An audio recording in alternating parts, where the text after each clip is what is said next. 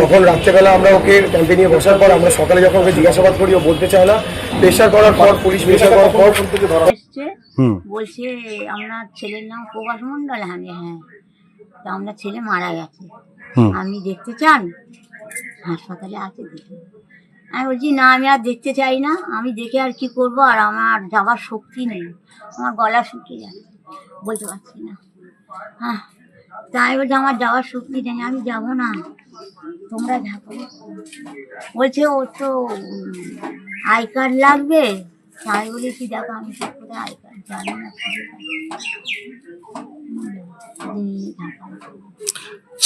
ছেলে যে মৃত্যু হলো তাতে আপনার কষ্ট হচ্ছে না? আমার কষ্ট, মার তো কষ্ট হবে, আমি সে কষ্ট দরকার নেই, ও যা কর্ম করেছে তাতেই গেছে, আমার শান্তি। মানে ও যে নাবালিকার সঙ্গে যে অত্যাচার করেছে তাতে ওর মৃত্যু হয়ে গেছে, ভালোই হয়েছে। আপনারা কি মৃতদেহ আনতে যাবেন? না, আমার কেউ যাওয়ার নেই, আমি যেতে পারবো না, মৃতদেহ আমি আনবো না। আমি তো বললাম আর আমাদের দেখতে চাই না, একদম দেখতে চাই না। তোমরা ওখানে নিয়ে যেখানে গুদমে দেবে, কোথায় দেবে, ফেলে দেবে, কেউ যাবে না। আচ্ছা, ওর আচরণে কি আপনারা কি ক্ষুব্ধ ছিলেন? মানে খুব অতিষ্ঠ ছিলেন? দেখো আমি আর ওসব কিছু বলতে পারবো না।